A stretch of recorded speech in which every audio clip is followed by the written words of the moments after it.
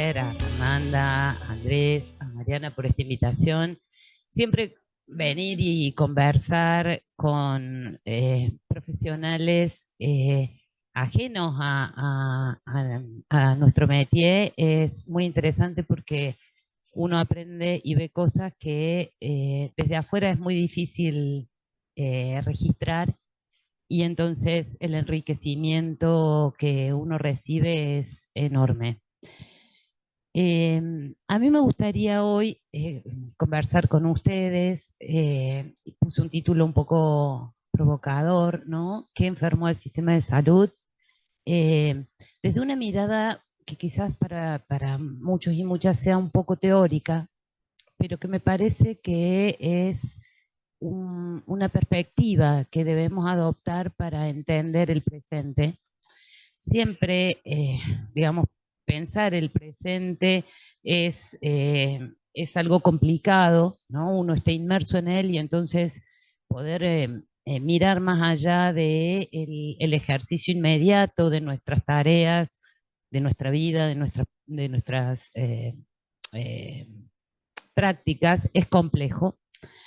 Pero también mirar el presente es la posibilidad que tenemos para prefigurar el futuro, es decir, no solamente tiene que ver con pensar hoy, sino uno piensa desde hoy para adelante, no mira hacia atrás. Y desde esa perspectiva, a mí me parecía eh, importante marcar algunas cuestiones en relación a el orden del poder en estos tiempos, su configuración desde el siglo XVIII.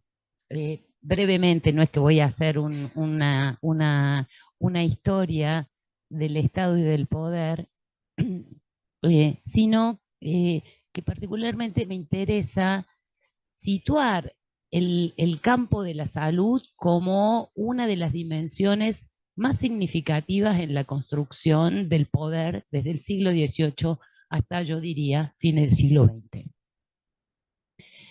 Y quizás desde ese lugar entender cuál es el quiebre en la nueva forma del poder que hay hoy, cuál es el desplazamiento que se está operando desde esos saberes de la salud, el saber médico, digamos, el saber en general higienista, digamos, a esta nueva dinámica del poder que se inaugura más o menos en los 70, pero consolida en los 90, y que hoy experimentamos, eh, a mi modo de ver, de forma muy palmaria.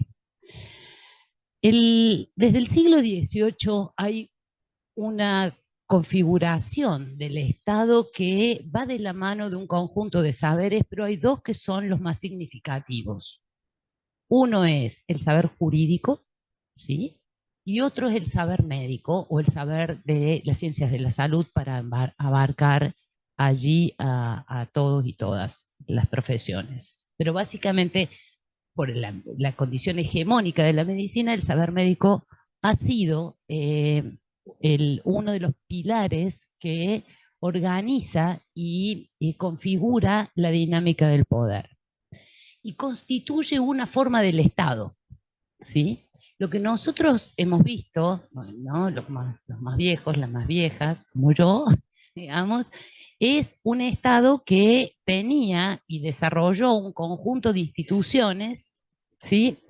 Muy importantes, eh, y configuró unas prácticas vitales a partir de los saberes de la medicina, además del derecho. Voy a dejar el derecho de lado, no voy a hablar de eso porque no valdría la pena, pero el saber médico fue el elemento necesario para definir no solamente y para actuar no solamente en los casos de la peste y la epidemia, para separar a leprosos de no leprosos, digo, no tenía que ver solamente con el cuerpo enfermo, sino que organizó toda una configuración de qué era lo saludable en términos de la higiene de las ciudades, las formas de ventilación de las casas, la calidad del agua, la provisión de la misma, el aire, es decir, la medicina fue organizando, incluso urbanística, el saber médico urbanísticamente tiene un impacto considerable en una dinámica de poder que tenía un objeto, y el objeto era la población, ¿sí? ¿Cómo hacer y cómo mantener una población sana o saludable? Eso impactó en todas las rutinas de la vida cotidiana y en la configuración de los espacios, es decir, el poder que nosotros hemos, al que hemos asistido hasta, diría, década del 90 en este país, es un poder que es un poder pastoril, un poder que tiene a la población y al cuidado del rebaño y de cada uno de sus individuos como la forma. Desde esa configuración, no sé si se me entiende o chino básico voy. Eh, Desde esa configuración del poder, es lo que nosotros decimos en la teoría social, un poder biopolítico, digamos. ¿Qué quiero decirles? El poder siempre fue biopolítico. No es que hay de golpe un poder que no tuvo como objeto la vida, ¿sí? E incluso tuvo tanto por objeto la vida, ¿sí? Que asume el saber que ustedes disponen como un saber que organiza las rutinas y las formas de la vida cotidiana. Entonces, la medicina nunca ha sido ajena al poder, eso es lo primero que voy a decir, o las ciencias de la salud nunca fueron ajenas al poder, son una de sus, a ver, de sus arterias principales hasta el siglo XX, hasta fines del siglo XX, ¿sí? Después podemos discutir, y eso que es lo que quiero mostrarles. Entonces, este poder biopolítico que pone a la vida como el centro, que hace de la vida, digo, la significancia del saber de la ciencia de la salud ha implicado que sean las autoridades en temas muy diversos. Pueden hablar de las condiciones del cuerpo sano, del cuerpo enfermo, pueden determinar y son la autoridad para definir en términos de los cuerpos saludables para el trabajo o no.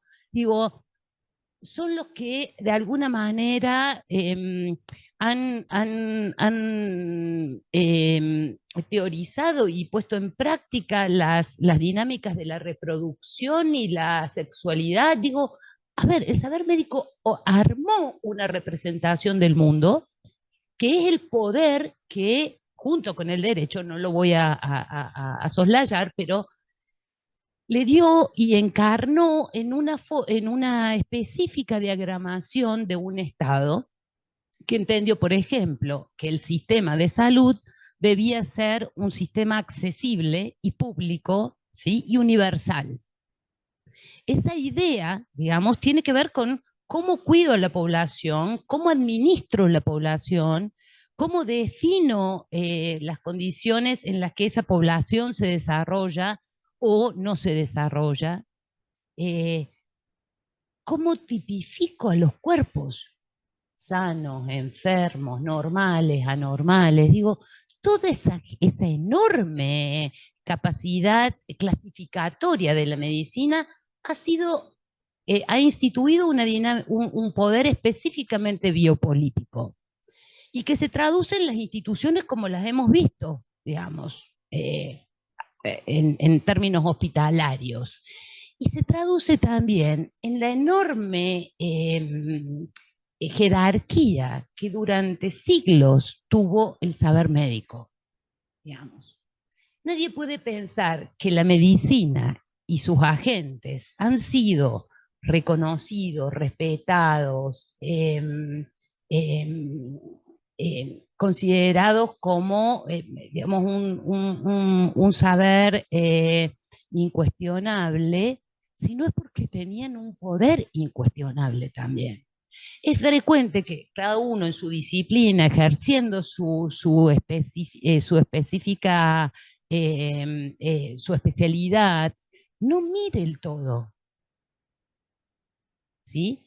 Y no sepa tampoco de qué tipo de dispositivo de poder forma parte. Esto es frecuente, nos pasa a todos y a todas, esa sensación de que el poder es ajeno a nosotros, que está por fuera, que es otra cosa, que es una externalidad que se nos impone. No, no, no, no. Esta configuración que se dio y que armó una forma de Estado, ¿sí? Esto es el Estado que hemos visto en Argentina consolidarse, más allá de los cambios, las modulaciones, claramente hasta la década del 90. Eso hacía al médico una autoridad, o a la médica una autoridad, o al sistema de salud una autoridad, digamos, como un saber que era capaz de disponer y de decidir sobre un individuo o sobre una colectividad.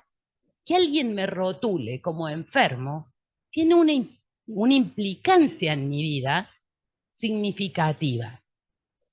Ese orden es que el que yo creo que se está descomponiendo, deshaciendo, y esa dinámica de poder donde el saber de la salud era tan significativo, es el que se está desplazando y es un nuevo paradigma el que, a mi juicio, es el que desde los 70 para este lado, digamos, no solo en Argentina, en el resto del mundo, está configurando un nuevo dispositivo de poder.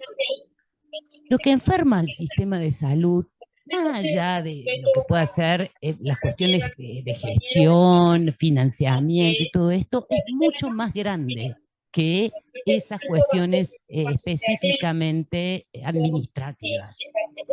Es un cambio en la dinámica del poder, es una deslocalización del saber médico de esa constitución del poder que hubo durante 2 siglos, fácilmente. Entonces hay una discusión más sustantiva, que eso no quita que no discutamos las cuestiones más inmediatas del sistema, pero que frente a la cual tenemos que estar alerta en relación no solamente a lo que estamos haciendo hoy, sino a de qué manera se sostiene o se transforma o no esta práctica de la salud pública y de la salud privada también. Es lo que pasa desde fines de los 90 a esta parte, no solo aquí, insisto, no, yo puedo hacer un análisis de Argentina porque es mucho más cómodo y es una realidad que todas y todos conocemos, pero es a nivel global lo que está sucediendo. Es un cambio de paradigma que va a significar un cambio de cómo se compone y cuáles son las disciplinas que hoy alimentan la anatomía del poder, ¿sí? Con los desplazamientos que ustedes están viendo y con las desjerarquizaciones que pueden estar sintiendo, digamos. Hoy, como nunca antes, un individuo, un ciudadano o un usuario puede venir y interpelar y violentar al personal de salud. Eso no lo veíamos antes. Que usted vaya, que a usted en una guardia vengan y lo golpeen, es algo totalmente impensable. ¿Qué pasó? ¿Qué se rompió? ¿Qué cambió? ¿Solamente vamos a decir que la gente está más irascible y violenta? ¿O hay una cuestión que es mucho más sustantiva, que está informando de otra forma los sentidos disponibles y entonces, bueno, estas cosas son plausibles, digamos? Podemos quedarnos en la mirada corta o podemos ir a una mirada mucho más larga, más profunda de lo que está pasando, porque, insisto, mirar más profundo es poder entender por dónde podría venir la reconfiguración y la relegitimación de nuestro espacio. Si no, vamos a ir en lo que vienen sintiendo buena parte de los efectores de la salud, en una decadencia que parece ser una piedra enrodada. ¿Por qué digo que a partir de los 70 el mundo asiste, Argentina con ellos, pero condensa en los 90, a un proceso enorme de transformación del Estado y por lo tanto de sus instituciones, entre ellas todo el sistema de salud. Los 90 son un quiebre en Argentina. En el sistema de salud implicó la transferencia de las responsabilidades del Estado Nacional a los estados provinciales. Esto fue las políticas de descentralización de los 90 de los sistemas educativos y de salud, lo cual generó, por supuesto, tremendas asimetrías en las prestaciones de los servicios de salud entre los distintos territorios, incluso en una misma provincia, entre sus distintas regiones, ¿sí? Y una nueva forma de gestión y de diseño y gestión de políticas. En los 90 se inaugura una cosa, no solo en Argentina, que es que las políticas vienen, las políticas de salud, no solo de salud, casi buena parte de las políticas, vienen con un financiamiento externo, ¿sí? Los organismos multilaterales, el Banco Interamericano de Desarrollo, Banco Mundial, etcétera, etcétera, hacen financiamientos focalizados para determinados programas, pero esos programas no se crean acá. Los programas también vienen diseñados desde Washington. Esto pasó durante toda la década del 90, ¿sí? Que, bueno, y fueron, esos programas son los que financiaron todo el desplazamiento del sistema nacional a los sistemas provinciales, con políticas que fueron iguales para Nicaragua que para Argentina, para Guatemala que para Brasil, ¿sí? Sin ninguna distinción. Con lo cual ahí ya empieza a resquebrajarse digamos, la incidencia que los saberes específicos y territoriales tenían en el diseño de la política pública. Eso no se ha cortado, ¿eh? No es que dejaron de venir los programas en los 90, se inauguraron en los 90 y no ha habido corte hasta hoy, ¿no? Eso sigue siendo así, lo cual genera un instrumento de una política que no se ajusta nunca a ningún territorio. Es como pensar que podemos aplicar cualquier instrumento para colocar un tornillo. Necesita un destornillador. No lo puede hacer con otra cosa. Y entonces las políticas públicas tienen una condición y es que no pueden pensarse fuera de las condiciones de los territorios. ¿Qué cambia en los 90 y que hoy sentimos en los procesos de transformaciones en las sociedades son muy lentos, digamos? Uno ve cuando empiezan a bosquejarse, pero terminan de condensar mucho tiempo después. Quizás lo iniciado en los 90 esté condensando ahora, ¿sí? Con todas las variaciones que hubo en el medio o no, de acuerdo a lo que ustedes crean, ¿sí? Pero eso no condensó allí, se terminó allí, se cortó allí y acabó. El nuevo paradigma que se inaugura de los 70, en Argentina se expresa en los 90, es el neoliberalismo. Hoy podría decir, y esta es mi tesis, pero no voy a hablar de eso, que el neoliberalismo incluso ya se acabó a nivel global. Pero, ¿qué implica el neoliberalismo? Implicó un cambio profundo con alta incidencia en la configuración de los sujetos, efectores de la salud y no efectores, de los individuos, de los ciudadanos y las ciudadanas, a partir de principios nuevos. ¿Sí? Hay un desplazamiento de los principios, por ejemplo, de universales en la prestación de servicios o en el acceso a derechos a formas de realización de los derechos focalizadas. ¿Sí? Nosotros tenemos desde la década del 90 esta parte, por ejemplo, las formas de acceso y reconocimiento de derechos a partir de la discriminación positiva. Identificar grupos específicos que tienen específicas problemáticas y resolver a través de una nueva regulación un reconocimiento de un estatus igual al resto de la sociedad. Eso es lo que ha pasado, por ejemplo, con los programas, el acceso a derechos de las políticas de la diversidad, por ejemplo, sexual, ¿no? Que es un reconocimiento positivo o una discriminación positiva, es decir, identifico a un grupo y solo a ese grupo, y expresamente para ese grupo, determino un conjunto de accesos y derechos. Esa práctica antes era imposible, porque el ciudadano era un ciudadano universal, ¿sí? Y en esa lógica se movía todo el sistema de salud, todo el sistema de educación y todos los grandes sistemas. ¿Qué de golpe hizo que apareciera el individuo, con sus específicas connotaciones, con sus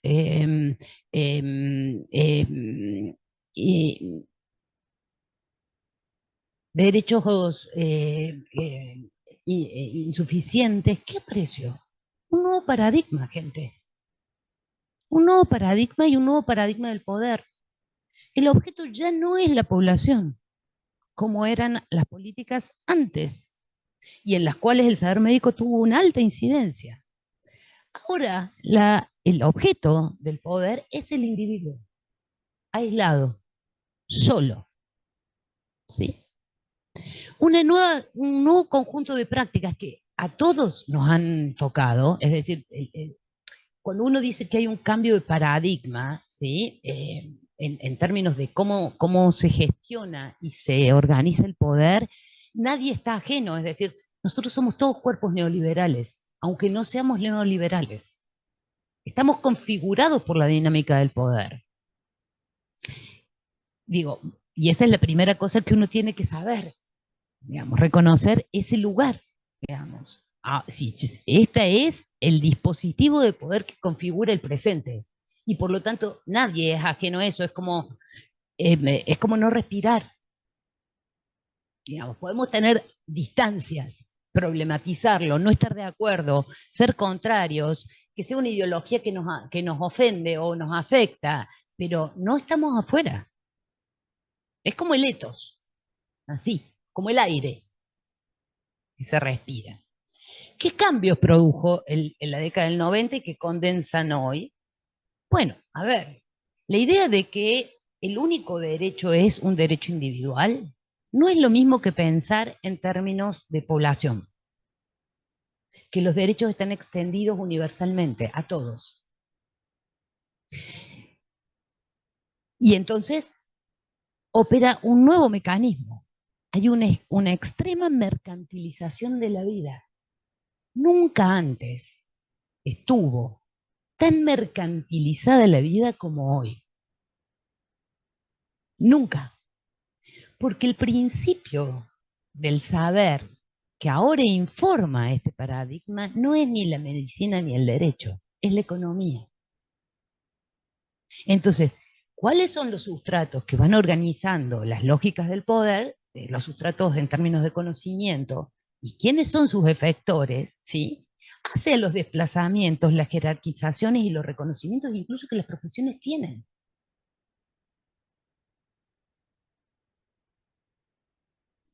Por eso hoy es muy valorado el emprendedor exitoso y o el empresario millonario,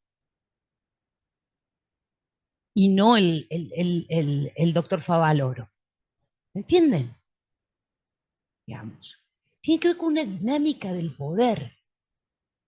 No es solamente que hacemos mal las cosas, que somos incompetentes o que nuestras autoridades lo son. Pueden serlo, podemos serlo. Pero esto va más allá de eso. Y entonces cuando uno entiende eso, hay que revisar las prácticas en función de qué queremos. Digamos, de una manera reflexiva, en una instancia de reflexión. Bueno, ¿de qué manera y qué consensos tenemos en relación a esto que nos propone el poder y aquello que nosotros queremos gestar en nuestra práctica cotidiana como profesionales, agentes de la salud? ¿Qué cambia? Miren, aparecen un montón de nuevos sentidos que están disponibles para todos y todas, ¿sí? Y que informan nuestra práctica cotidiana. Palabras como eficiencia, ¿sí? Competencia, eran inusuales hasta la década del 70. Empiezan en los 90. No porque no existiera la competencia, no porque el saber de la economía, ¿sí?, no haya insistido desde el siglo XVII con esa palabrita. Sí, claro, pero no era el componente fuerte del poder. Ese lugar lo tenían ustedes y los juristas, que son los desplazados ahora, gente, entiéndanlo. Esto es así, digamos. No quiero ser mala, pero no solo ustedes, nosotros también, los educadores, estamos chavos. Digo, son los desplazamientos que se están operando. Y entonces también hay que ver qué resistencias y de qué manera uno resiste de una forma que no sea pensando que puede volver al pasado, porque la historia nunca vuelve atrás. No vuelve. Uno no puede revivir lo muerto, ni al cuerpo, ni en la sociedad, digamos, en las instituciones. Lo que podemos hacer es, bueno, a partir de esa reflexión, decir, bueno, ¿de qué forma operamos y definimos las políticas, por ejemplo, de salud? ¿Cuáles son las posibilidades?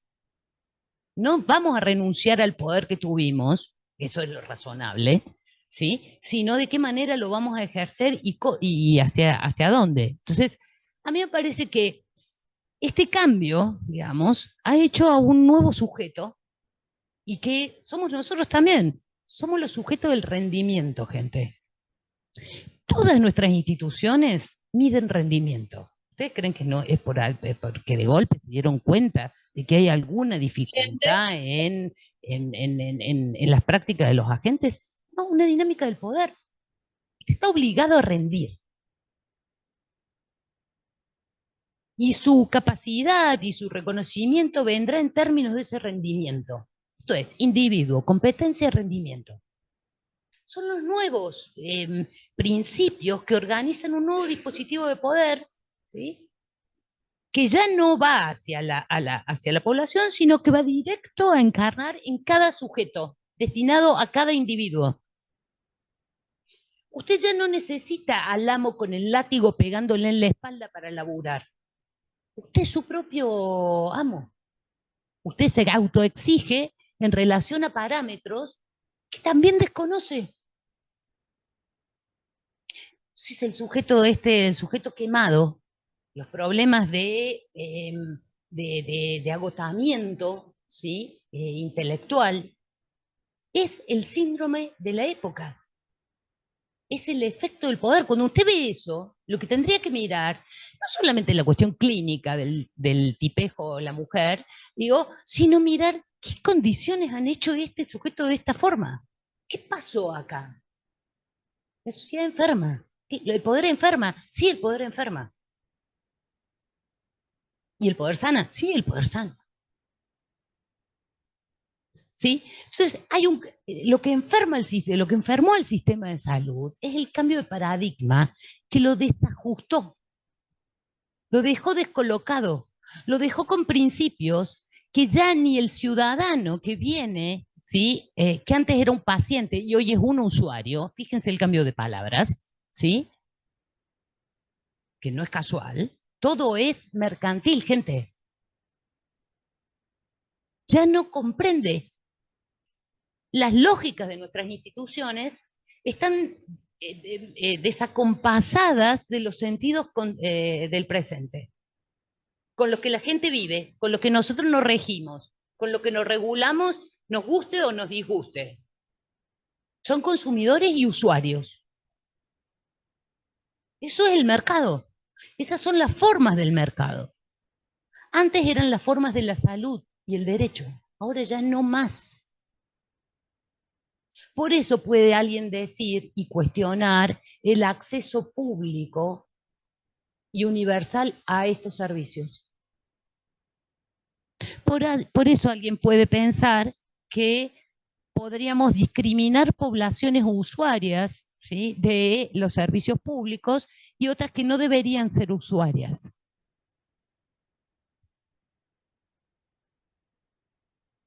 Eso era impensable antes. Pero este dispositivo, digamos, nos ha configurado a todos, a los que ejercemos la docencia, a los que ejercen las distintas disciplinas de la salud, todos, no solamente a los individuos que vienen hacia nosotros. Y entonces hay que volver a pensar de qué forma hacemos válida y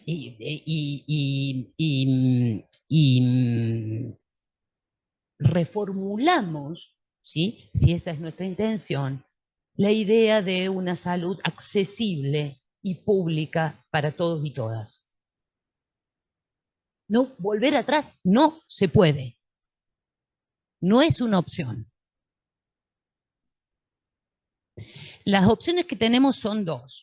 Digamos, el sistema, los grandes sistemas que han construido este país, salud y educación gratuita, ¿sí? Y pública para todo mundo, son los que hoy están en la picota sencillamente porque no encajan en la lógica del poder presente. Son inactuales para el poder presente. Son como un elefante rosa. No se mueve con los principios del nuevo poder. Por eso podemos discutir arancelamientos, por eso podemos discutir, y están en nuestra opinión pública, palabras impensadas antes.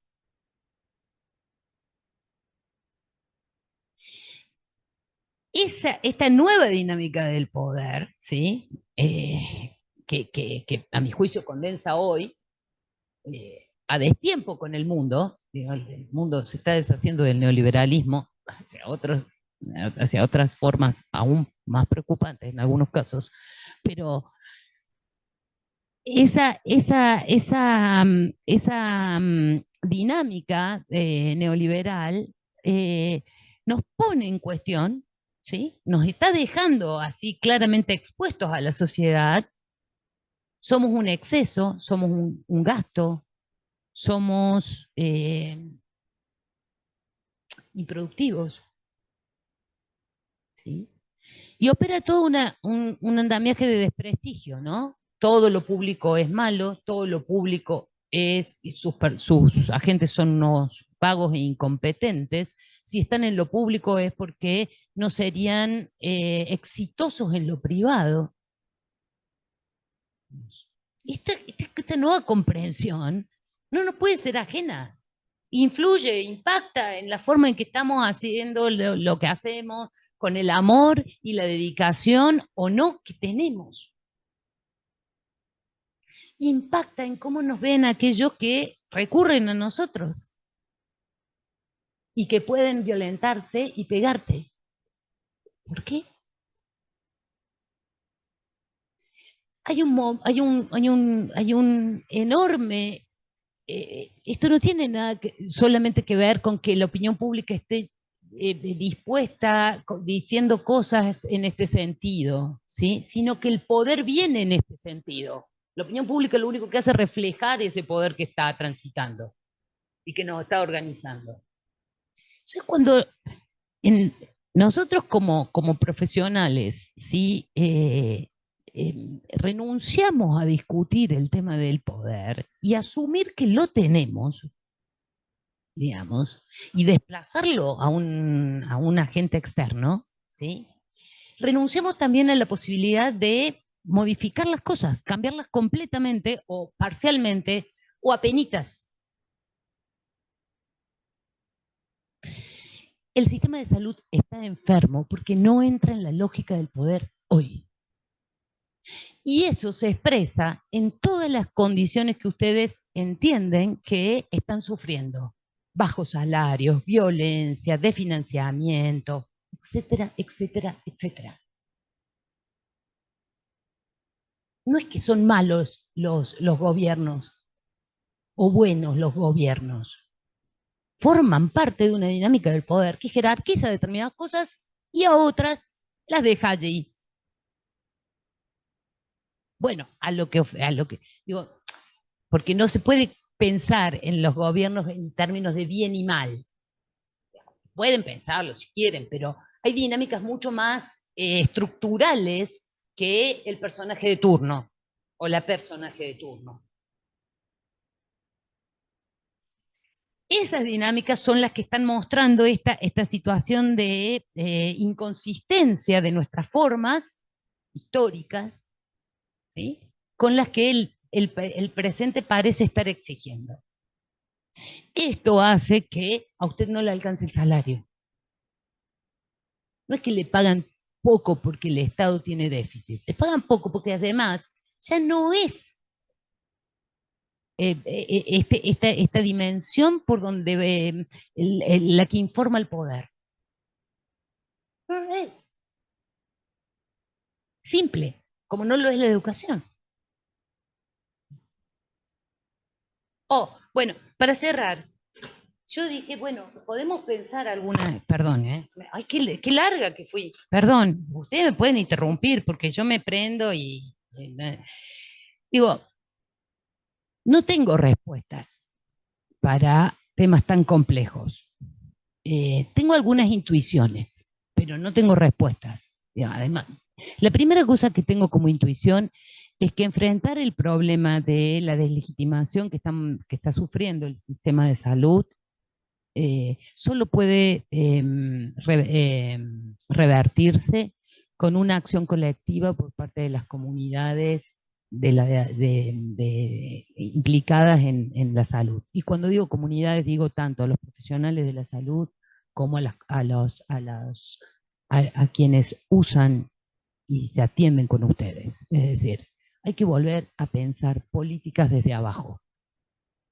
Hay que volver a pensar las políticas desde desde las comunidades que enfrentan territorios que son muy diversos.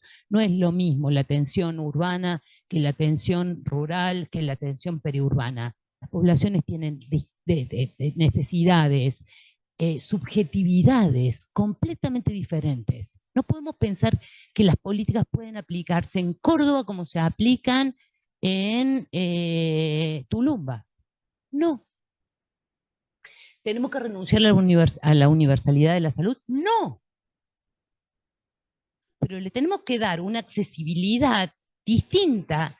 Es decir, lo que tenemos que asegurar es el derecho y una accesibilidad que intensifique en los problemas que mi población tiene y no en cosas que mi población no tiene ningún problema. Digamos, identificar entonces cuáles son las formas en que, o las condiciones sintomáticas de la población con la que trabajo. Y ahí van las comunidades generando políticas. No podemos esperar que la planificación sea central. No va a haber más de eso. Y si lo hay, va a necesitar tanta adecuación que ustedes van a tener que hacer la misma operación que es el diseño de la política. Entonces, lo que me parece como una cuestión básica es, frente al individualismo hay que generar comunidad. Las comunidades existen porque ustedes están mucho tiempo en los espacios. Es cierto que la lógica del rendimiento hace que tengan que atender, y eso también hay que revisarlo, digamos. Tiene que haber un espacio de relación con los otros para generar espacios de propuestas hacia la comunidad que se resuelvan los problemas que la comunidad tiene. Hay que politizar el espacio hospitalario. No en el sentido partidario, sino en el sentido de qué cosas queremos, podemos y acordamos hacer juntos y juntas. Nada más.